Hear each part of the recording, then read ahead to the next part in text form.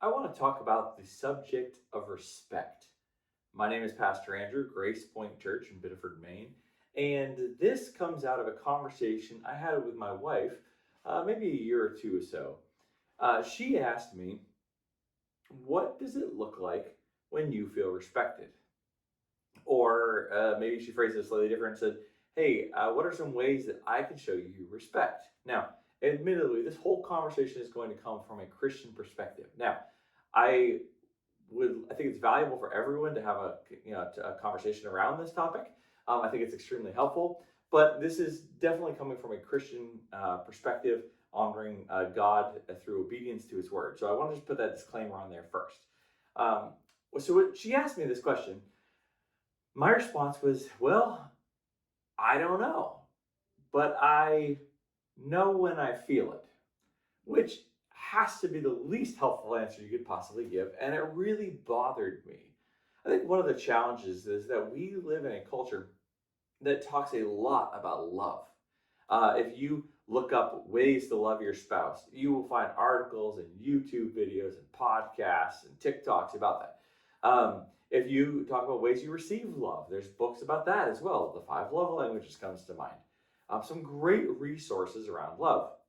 But one of the specific admonitions in Scripture is honor or respect. And I think one of the challenges is that we live in a culture that doesn't value or practice respect or honor.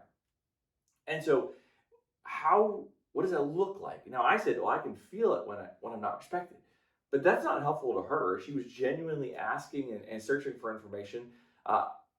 Disclaimer, I live in a very happy marriage. I'm so grateful. My wife is an amazing blessing in my life. And so, but we have all these kind of conversations fairly frequently because we're always trying to improve and grow in our relationship together. And so I was bothered by my lack of answer. I hate that answer. I hate receiving that answer from others, like, oh, you'll know. And I hate even more giving that kind of an answer. So it kind of got me to thinking, well, what are some ways who people are trying to honor God are looking for respect? How does that practically look? So the category of respect all comes under the heading of love. Jesus tells us that we should love God, the Lord our God, with all of our heart, soul, and mind. And the second greatest commandment is just like unto it, that we should love our neighbor as ourselves. And there's a particular admonition for husbands to love their wives, just like Christ loves the church. And also we're told that the older women should teach the younger women how to love their husbands and children. So all of this falls under this umbrella of love. But respect is one of those big pieces. In fact, if you ask a lot of men, and I would encourage you, if you have a man in your life that you want to venture a conversation with, ask them if they would rather be loved or respected. And most men choose respect. In fact, they often really don't know what it means to have love without respect. It seems impossible that those can go. And our culture talks about romance and relationships and love, but very little about respect and what that looks like. And so that's what I'm hoping to do here in brief, is just to kind of talk about the subject of respect. It's not the only aspect of love. I'm not even saying it's the most important, but it is an important one. So when I started digging into this, I was like, well, what are the situations in where I feel respected? I talked to some other guys, I did some research, like where do you feel disrespect? And how can we be more aware of this topic? It's certainly an essential one. And so I got some notes here. So I wrote down some notes, and so excuse me if I'm reading off these, but I just kind of want to hit a couple of these points here. Now, one thing to note is guy to guy, I think it's truly impossible. What is pretty much impossible to have a relationship or a friendship without respect. Respect is the language that guys naturally speak to each other. And if you don't respect somebody else, then you're just not going to have a relationship with them. There's just no way to bridge that gap. Now, that doesn't mean you respect every single thing about them. But the more you respect in the bigger areas about somebody, the more of a friendship and relationship you can truly have. Without respect, there's no foundation for relationship, guy to guy. What's interesting is that when it comes into marriage, and you have a husband and a wife, respect isn't often thought about maybe as much from the female perspective. Now, certainly there's definitely exceptions to this. I'll be talking in a lot of generalities. So if you say, well, I'm different or I know something, yeah, absolutely. I'm talking broad generalities. Um, but respect is still as important to a guy. Every other relationship that he has with other guys is founded on respect.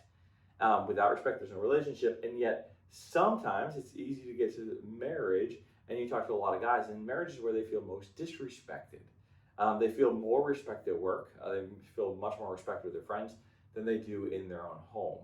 And so, where this is a biblical admonition to respect the husband, I want to kind of just talk about a couple quick areas, and then we'll kind of cover some caveats. What does respect look like? Well, in conversations, respect looks more on focusing on the positives than the negatives.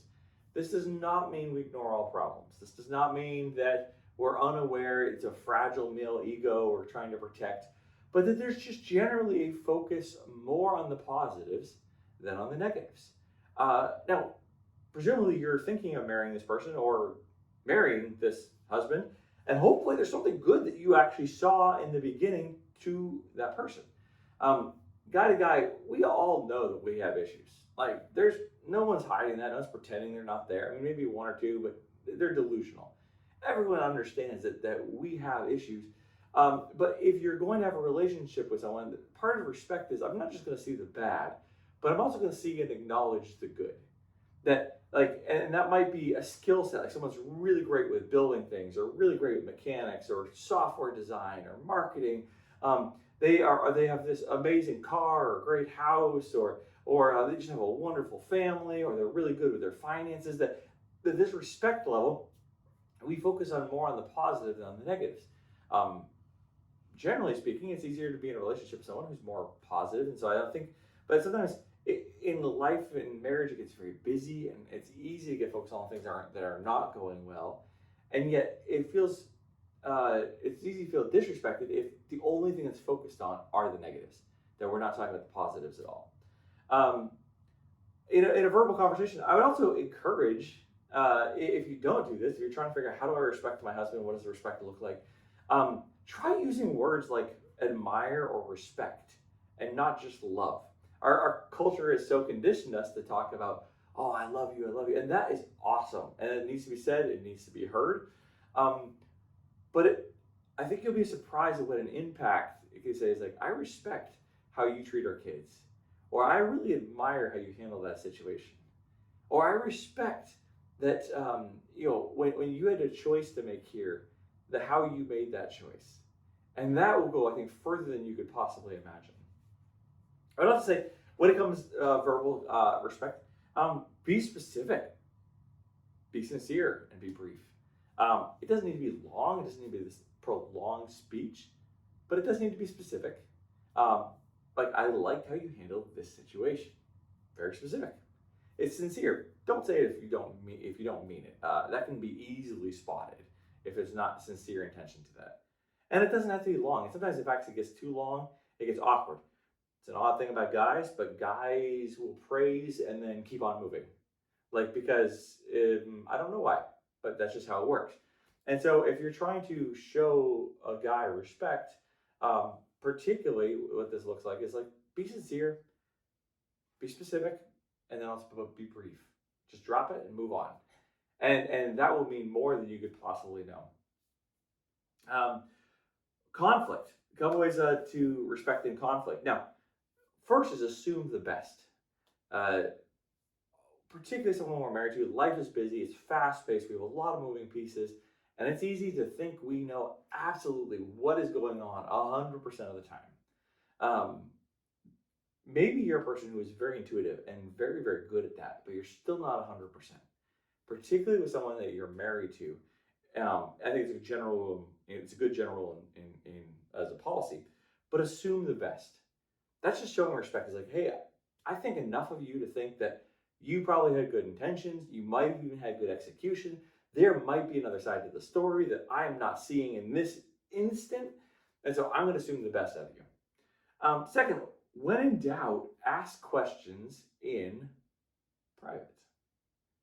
So often we want to handle conversations right here, right now. Let's get it done. Let's have this out. And really, respect is actually not putting someone in a spot that they're needlessly embarrassed. That if we have a choice between saying, hey, I don't need to handle this privately, very few conversations are an emergency. I don't need to get in public, I'm sorry. And very few conversations are an emergency. I'll take the chance later. Hey, can I talk to you? Just privately, just want a word. And then go to asking questions. Not making assumptions, not making statements like, I know why you did this, or I know this, blah, blah. No, just ask questions. Hey, this confused me. I didn't understand how you were thinking about this, or how you processed this, or what you meant by this. That can asking questions in private. I'd also say allow processing time. So if you're talking to a guy, and there's really fascinating statistics on this, is they're often not as quick processing to verbal as females are. Now, once again, we're talking in big generalities, but often it's a little bit slower. And actually, guys seem to have maybe a two-stage processor. Like women tend to seem to be able to think it and talk it all in the sort of like the same flow. Guys often think about it and then actually articulate it in two different stages. So I was working with a gentleman one point in time, and I was an assistant on a construction project, and he was kind of moseying around, knew what he was doing, and I was like, hey, I was trying to understand the plan so I could actually help him with it. And I was like, hey, what are we doing? How can I help? What's the next step? And he kind of just stood there, and it took him a while to actually be able to articulate what that next step looked like. Now, at the time, I thought, he doesn't know what he's doing. Well, when I looked at the history of his work, he clearly knew what he was doing, but he just had that sort of two-stage processor. It took some time. So sometimes it's better not to be in a rush from a conversation. And respect is just allowing the other time to process. Sometimes you have a step in the conversation where you just ask questions, then allow everyone to think about it. And you come back later, and then you say, okay, what do you think? What was the process? And then if you need be, you can kind of come back and say, okay, I want to think about it. I want to process it. And then you come back maybe a third time. And you say, man, that sounds so inefficient. And you are right. That is very inefficient. But do you know how much more inefficient fighting is? Yeah, you go to the mats instantly, but nothing is accomplished. And so, particularly towards guys, sometimes it shows real respect to allow that processing time that's required. Not trying to rush, not trying to push. I mean, now it doesn't mean in emergencies, things like that. But in normal circumstances, if time allows, and it usually does, allow for that processing time.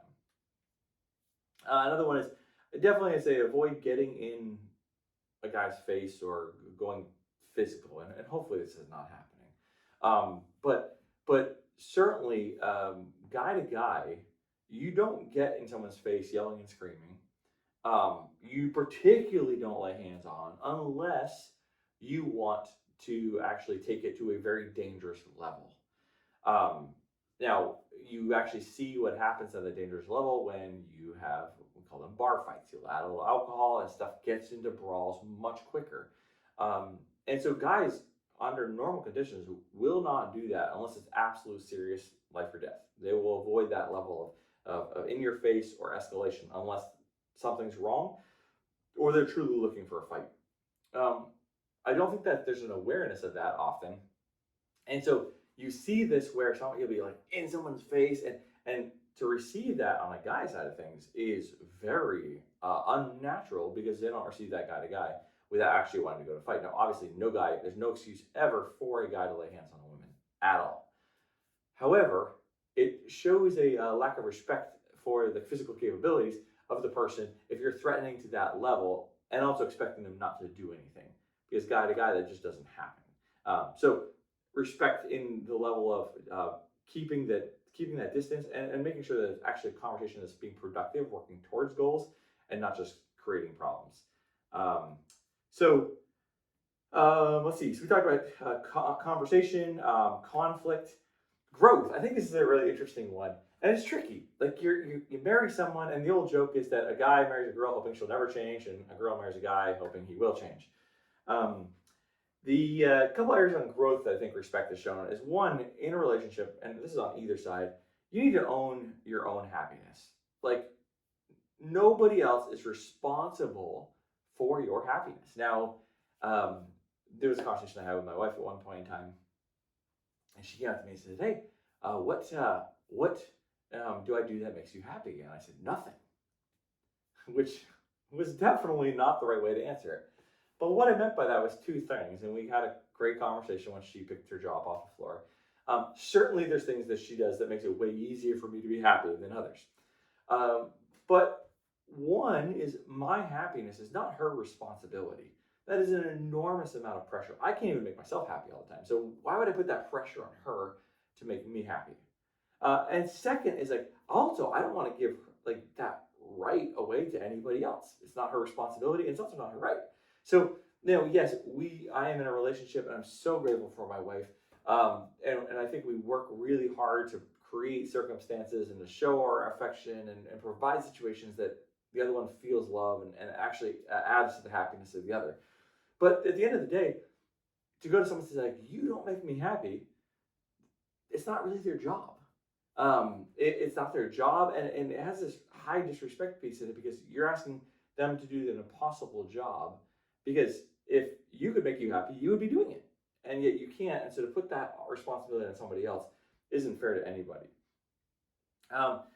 Second, I think it's also important to acknowledge growth and progress where you're aligned. This is a little bit tricky. So, acknowledging growth is not like, finally, I was hoping you'd take out the trash. Why haven't you taken it out so far? That's not really what we're talking about. But if they come to you and say, hey, I'm working on being slower in my temper, or I'm working on this. And as you notice that, just giving those simple, sincere compliments, like, man, I've noticed you've really grown. Good job. Like, you've been working hard at that. And leaving it. There's a fine line here between manipulating them to change the way you want them to, but also, which is negative, but in a positive sense, is joining with them and actually celebrating and helping them to see the progress that they're making on areas that they're actually trying to achieve. So a little bit of a fine line, but I think it really shows a lot of respect to them. Now, where kind of this goes wrong is that sometimes, and this isn't just our spouses, but it's easy to see someone doing what they're not, they could be doing better. And so we try to become their mother. You don't marry someone to have them be your mother. If that's what the person's wanting, you shouldn't marry them in the first place. That's a problem. A grown husband doesn't want to. You should not want to have someone mother him. He should actually want to be a husband. And so with that, is if you take this mothering role of correcting and then trying to get them to be a certain exact way, it feels there's a degree of disrespect that comes into that. There's not any other place that will do this, or the Holy Spirit. Sometimes we're like, oh, I know what God wants you to work on. Now, we have so many things that we need to work on, and we need to continually grow. The reality is we can't usually grow in all those areas at once.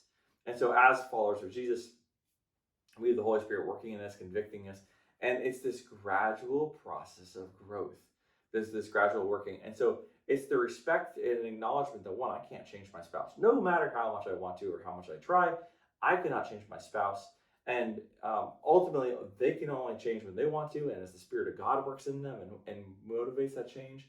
And so when I try pushing that or over-pressurizing that, it's really disrespectful, one, to the role of the Holy Spirit. It's his job to work in their life.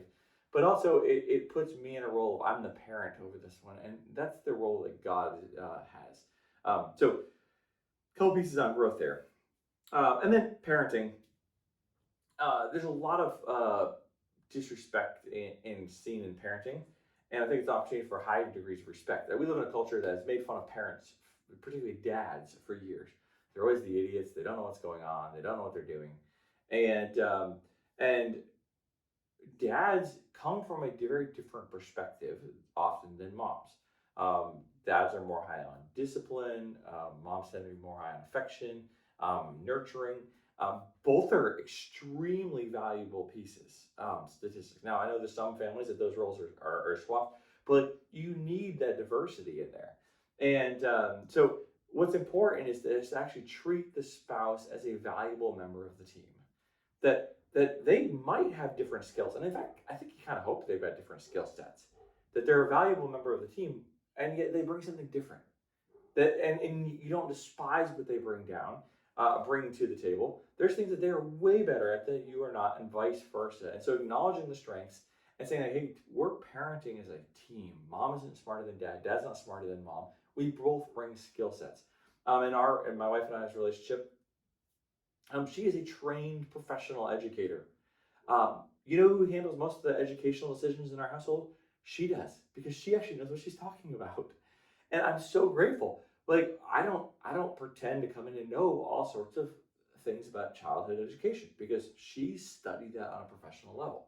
I'm celebrating the diversity in our team, and there's other areas that she highlights my skills and gifts. Um, and that's, I think, respect is showing like I don't have to be good at everything because I married someone who's good at things I'm not good at. And so respect is saying like, hey, we are one team and we're working together as that team. And I think it's even important how we talk about that with the kids is that the kids should know that like we are one team, we are a unified front, and there's no getting around this. There shouldn't be any of this conversations like, well, dad doesn't know, dad's being a little harsh, or mom's being a little like because then you're not only undermining your spouse and disrespecting them, you're actually telling the kid, well, we can work with these parents, we can separate them, and we're going to be able to get through this. So, um, I think now these are just some ideas on respect. But I think the admonition for respect in Scripture is important. It needs to be dealt with seriously. And if you think saying, "Man, I don't know what my spouse makes them feel respected," well, then I would say go ask them. Now they might not have an answer right away. Maybe this content can help you lead towards that. Part of the reason I put this content together is I thought, oh, I'm going to go Google it.